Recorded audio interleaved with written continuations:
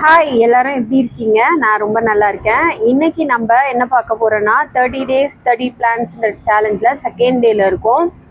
இன்றைக்கும் நான் நர்சரி போயிட்டு வந்தேன். போகும்போது என்னால் வீடியோ எடுக்க முடியல.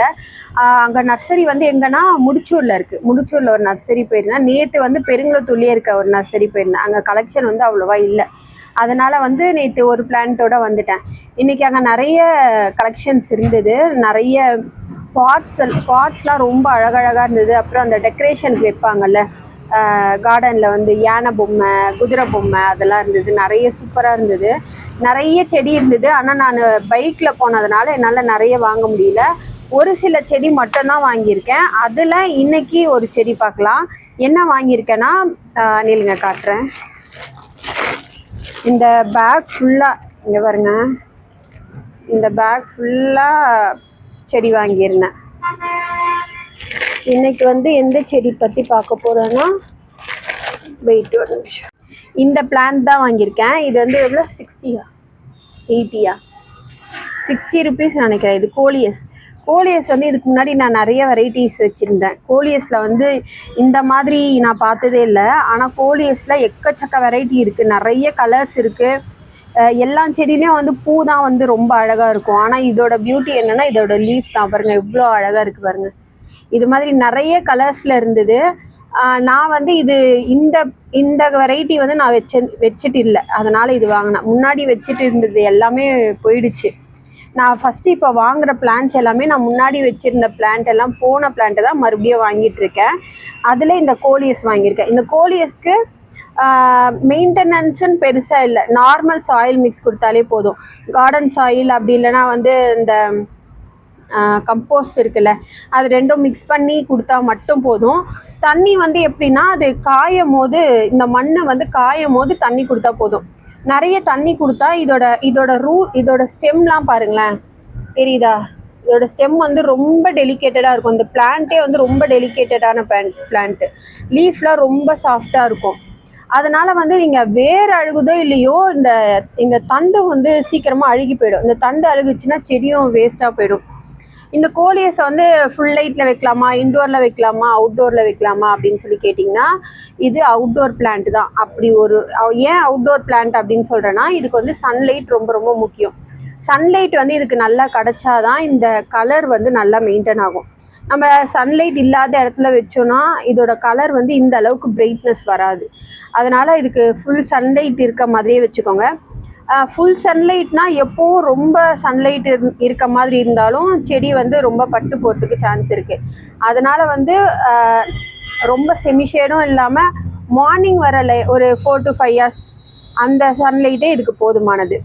இதை எனக்கு வந்து இன்டோரில் வச்சு வளர்க்கணுன்னு ஆசையாக இருக்குது அப்படின்னு நினச்சிங்கன்னா, இன்டோரில் வந்து பெரிய விண்டோ இருக்குல்ல, அது பக்கத்தில் வைங்க. அதாவது லைட்டும் காற்றும் வந்து நல்லா இருக்கணும். அந்த மாதிரி உங்களுக்கு வீட்டில் பிளேஸ் இருந்தால் இதை வந்து நீங்கள் இன்டோரில் வைக்கலாம். இல்லைனா இதை வந்து கண்டிப்பாக அவுட்டோரில் தான் வைக்கணும். அண்ட் இதுக்கு வந்து ஃபெர்டிலைசர்னு பெருசாக எதுவும் கொடுக்க வேணாம், கம்போஸ்ட் மட்டும் கொடுத்தா போதும். நான் அப்படி தான் வச்சுட்டு இருந்தேன். இப்போ இது பாருங்கள், இதுலேயே நான் காட்டுறேன் பாருங்கள். இதெல்லாம் வந்து நல்லா சன்லைட் பட்ட இடம். இதுக்கு கீழே இங்கே பாருங்கள், இந்த லீஃப் பாருங்கள் க்ரீனாக இருக்குது பாருங்கள், தெரியுதா? இந்த லீஃப் பாருங்கள், இது வந்து இந்த ஷேடில் இருக்கிறதுனால கலர் வந்து நல்லா வரல. அதனால் நல்லா பிரைட்டான சன்லைட்டில் வச்சா சூப்பராக இருக்கும். இதில் இந்த கலர் மட்டும்தான் இருக்கு, ஆனால் அதில் எக்கச்சக்க வெரைட்டிஸ் இருக்குது.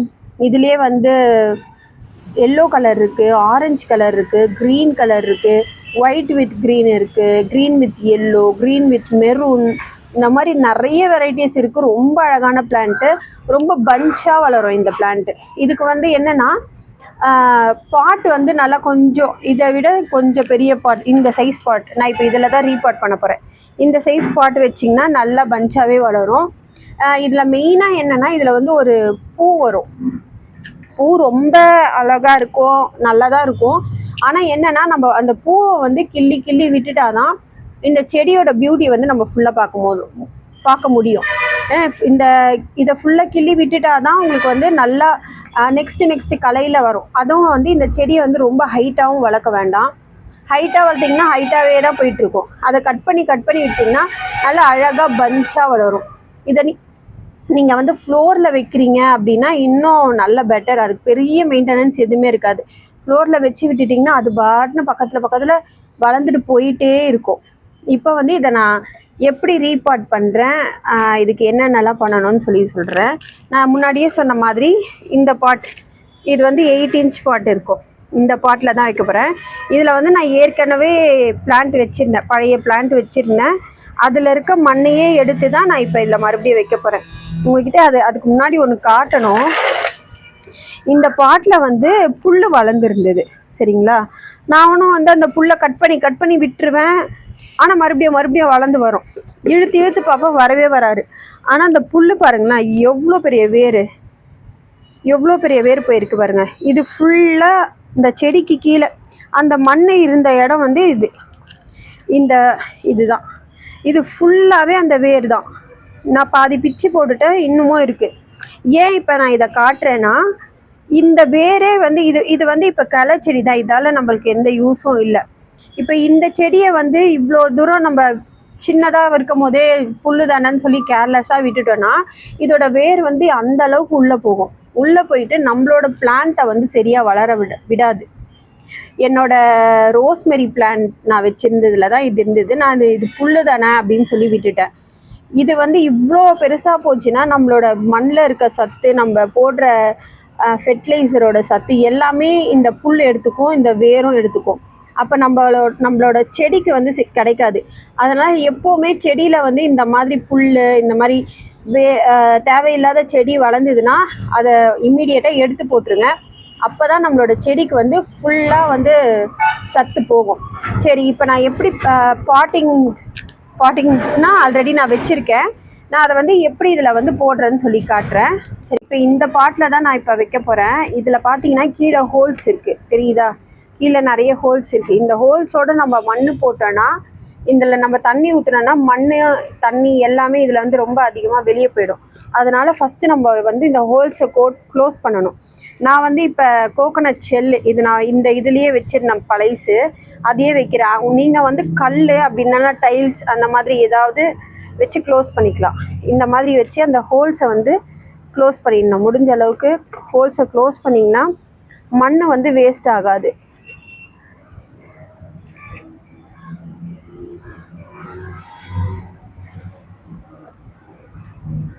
வேறு எதுனா இருக்கா? இந்த டைல்ஸ் எல்லாம் வேஸ்ட்டாக தூக்கி போட்டோம். இங்கே ஒரு கொட்டாங்குச்சி இருந்தது, எங்கடா? வேணாம்.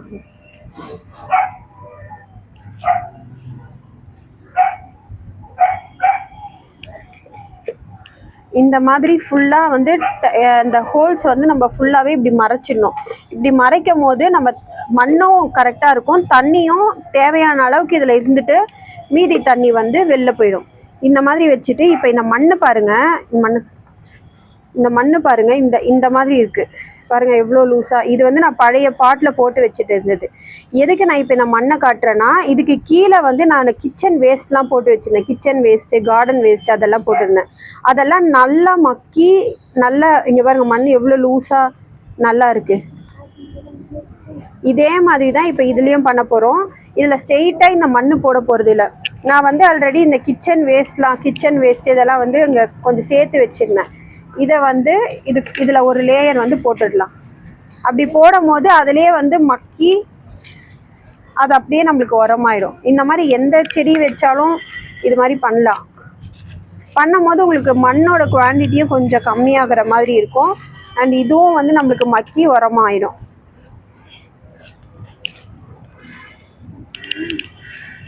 இந்த மாதிரி தான் நான் எல்லா செடியும் வச்சிட்ருக்கேன். எனக்கு நல்லாவே இருக்குது. இப்போ இது வச்சதுக்கு அப்புறமா நம்ம மண் போட்டுக்கலாம். ஒரு லேயருக்கு வந்து மண் போட்டுக்கலாம். ஏன்னா நம்ம வந்து இப்போ செடி வைக்க போகிறோம். இந்த பாட் இப்போ அவங்க கொடுத்துருக்க பாட்லேயே வைக்கலாம். ஆனால் வந்து அது நல்லா இன்னும் கொஞ்சம் பெருசாக வளரணும் அப்படின்னா அதுலேயே வச்சா பெருசாக வராது. அதனால் இந்த பாட் வந்து வச்சுருக்கேன். இந்த அளவுக்கு மண் போட்டால் போதும். மண் போட்டு அழுத்தி விடக்கூடாது. சும்மா இப்படி அப்படியே ஸ்ப்ரிங்கிள் பண்ண மாதிரி மண் போட்டு விட்டால் போதும்.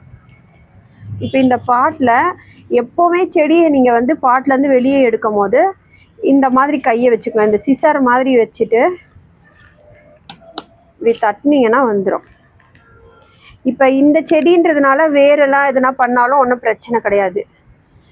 ஆனால் மற்ற ஒரு சில செடியெலாம் வந்து வேர் வந்து ரொம்ப சென்சிட்டிவாக இருக்கும், அதை எதுவுமே பண்ணக்கூடாது. அதனால் எப்போ எந்த செடி எடுத்தாலும் இந்த மாதிரி எடுக்கிறதுக்கு பாருங்கள். இப்போ இதுக்கு கூட சைடில் மண்ணெல்லாம் போட்டு விட்டுடலாம்.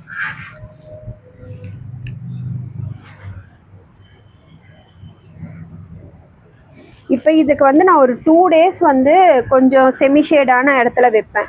ஏன்னா வந்து இப்போ இந்த புது மண்ணில் இருக்குல்ல, அதனால் அது செட் ஆகணுன்றதுக்காக ஒரு செமிஷேடான இடத்துல வச்சுட்டு அதுக்கப்புறமா நார்மலாக வெயில், அதாவது மார்னிங் வெயில் வந்து காலையில் வெயில் மட்டும் படுற மாதிரி இடத்துல வச்சிடுவேன்.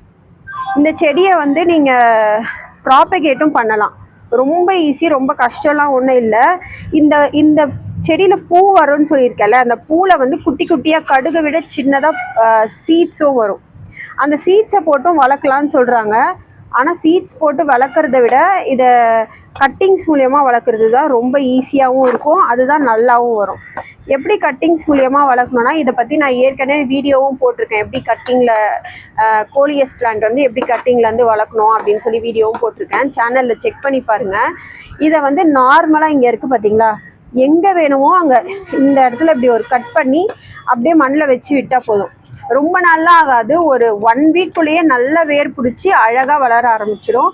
இதை வந்து நம்ம இன்னும் இந்த கோலியஸ் வந்து நம்ம வெரைட்டிஸ் வந்து நம்மளே கூட க்ரியேட் பண்ணலாம். எப்படின்னா இப்போ இந்த கலர் இருக்குல்ல, இது கூடவே வந்து வேறு வெரைட்டி ஆஃப் கோலியஸை வந்து இது கூடவே சேர்த்து வச்சோன்னா அது ஒரு புதுசாக ஒரு வெரைட்டி வரும். இந்த மாதிரி கோலியஸ் பிளான்ட்டை வந்து நம்மளே வந்து புதுசாக வர வைக்கலாம். இதுக்கு லீஃப் வந்து கலர் மட்டும்தான் மாறுமான்னு கேட்டால் லீஃபோட பேட்டர்னுமே ரொம்ப அதிகமாக மாறும். நிறைய வெரைட்டிஸ் இருக்குது. இப்போதைக்கு நான் இது தான் வாங்கியிருக்கேன். உங்களுக்கு இன்னும் ஃப்யூச்சரில் நான் நிறைய வெரைட்டிஸ் காட்டுறேன். எந்த செடி ரீபாட் பண்ணாலும் ஃபஸ்ட்டு நம்ம வந்து தண்ணி ஊற்றிடணும் அதுக்கு. அப்போ தான் வந்து அந்த வேர் வந்து நம்ம இந்த புது மண்ணு கூட கொஞ்சம் அடாப்ட் ஆகிறதுக்கு யூஸ்ஃபுல்லாக இருக்கும். பாருங்கள் எப்படி இறங்குது, நம்ம லூஸாக போட்டதுனால அப்படியே இறங்குது. தண்ணி ஊற்றும் போது ரொம்ப பார்த்தே ஊற்றுங்க. பாருங்க எப்படி இறங்குது. இன்னும் கொஞ்சம் மண்ணு போட்டுக்கலாம்.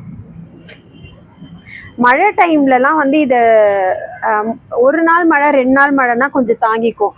இது வந்து தொடர்ந்து மழை பெய்யுது, அப்போ இது வெளியவே இருக்குது அப்படின்னும் போது இதை எடுத்து உள்ளே வச்சுருங்க. இல்லைனா வந்து இந்த ஸ்டெம் ஃபுல்லாகவே அழுகி போயிடும், செடியும் வேஸ்ட்டாக போயிடும். மழை தண்ணி வந்து ரொம்ப பார்த்து வச்சுக்கோங்க, ட்ரை ஆகும் போது மட்டும் ஊற்றுங்க. சும்மாவே ஊற்றினாலும் இந்த இலை வந்து அழுகி போயிடும், இலையும் தண்டும் அழுகி போயிடும், செடியே வேஸ்ட்டாக போயிடும். அதனால் வந்து தண்ணி ஊற்றுறதும் கொஞ்சம் பார்த்து ஊற்றுங்க, ஃபெர்டிலைசரும் பார்த்து ஊற்றுங்க. இதில் பூச்சி வர மாதிரி இருந்ததுன்னா நார்மலாக நம்ம வேப்ப எண்ணெய் இருக்குல்ல, அது வந்து ரொம்ப மைல்டாக, நம்ம மற்ற செடிக்கெல்லாம் தெளிக்கிறத விட இதுக்கு இன்னும் மைல்டாக இருக்கணும். தெளித்து விட்டுட்டு அடுத்த நாள் ஒரு ஷவர் கொடுத்துருங்க. அடுத்த நாள் வந்து ஃபுல்லாக வாஷ் பண்ணி விட்டுருங்க.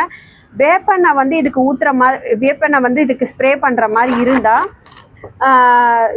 எப்படின்னா நீங்கள் காலையில் ஸ்ப்ரே பண்ணக்கூடாது, ஈவினிங்கில் தான் ஸ்ப்ரே பண்ணணும். ரொம்ப மைல்டாக ஸ்ப்ரே பண்ணுங்க. காலையில் எழுந்ததுமே அதை எல்லாத்தையும் வாஷ் பண்ணி விட்டுருங்க. இதுதான் இன்னைக்கு நான் சொல்ல வந்தேன். இந்த செடியை பற்றி தான் நான் உங்ககிட்ட டிஸ்கஸ் பண்ணலான்னு இருந்தேன், உங்ககிட்ட ஷேர் பண்ணிக்கலான்னு இருந்தேன். இன்றைக்கி நான் ஷேர் பண்ண டீட்டெயில்ஸ்லாம் உங்களுக்கு யூஸ்ஃபுல்லாக இருக்கும்னு நினைக்கிறேன்.